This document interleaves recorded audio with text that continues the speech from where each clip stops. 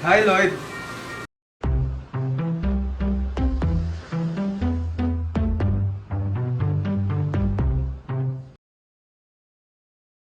How to get your crush attention.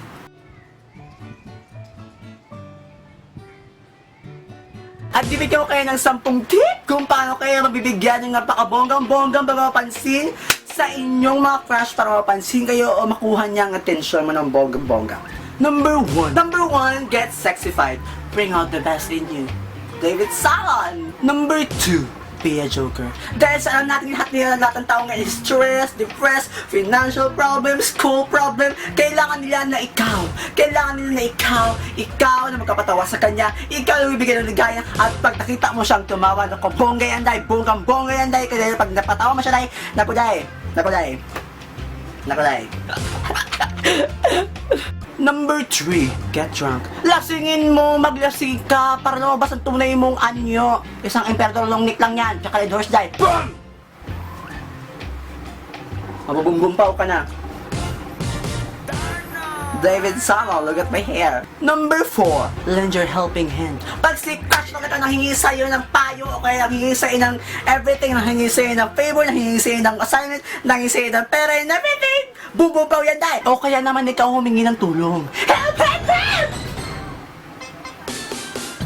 Ang ingay. Number 5, umiksena ka.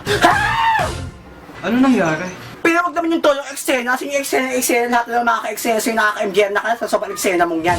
Mag-eksena ka lang yung ano lang, yung siya lang yung tao, para yung more. Number 6, be good looking, wherever below na makeup. Ang lande. Pero maganda talaga na, be yourself. Magpaganda ka dahil sa panahon ngayong talong talaga namang maganda ang mga tsaka. Diba? Magpaganda ka, mag-is ka. Number 7, look smart.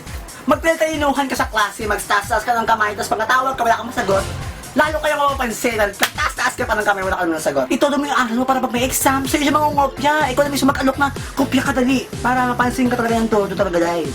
Naku dahil. Hindi lang look smart, kailangan be smart din. Charot.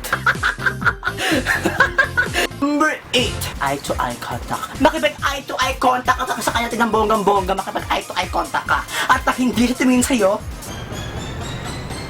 doon mo na malaman, hindi kanya type ang 8 dito, grabe. Pag tumingin naman siya sa'yo at ganito ang reaction niya, move on, te. Ang pangit mo? Number 9, amnesia effect. Makipag-amnesia effect ka sa kanya, yung kunyari nakita mo siya yung nakaraan, kahit hindi mo na siya nakita. O ito, nakita ka pa last time gwapo mo ngayon, dati ugit. What the fuck? Kilala ba kita? Number 10, use your killer smile. Smile always para mapansin ka talaga niya. At make sure, pag nag-smile ka, nag-toothbrush ka. Dahil mamaya yung tartar mo, andyan nakalantad. Kakahiya ka, ang baho ng hininga mo. Ang init. Be talented. Ay! Learn to dance and sing. Kung ang crush mo naman ay sa internet, make the first move. Ikaw na una mag-chat at kung siyang asahan na isa-chat ka na dahil hindi ka naman nakilala. Stalker mode. O kung gusto mong social, secret admirer.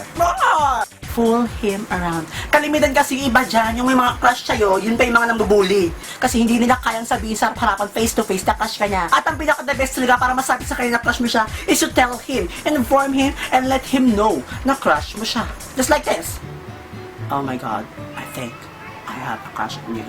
I crush you back. Tsaka pangit. Alam mo kasi sa panahong PBKings ka na ngayon, hindi na uso yung be yourself.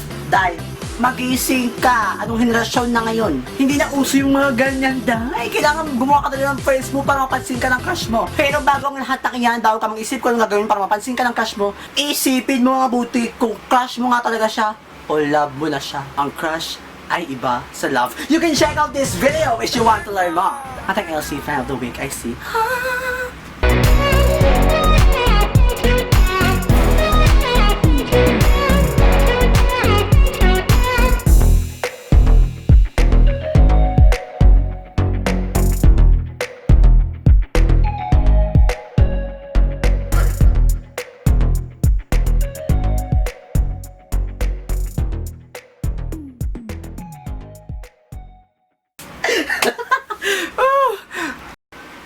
Ganyan ang mga post pag wet ang kilikili. Oh, useful.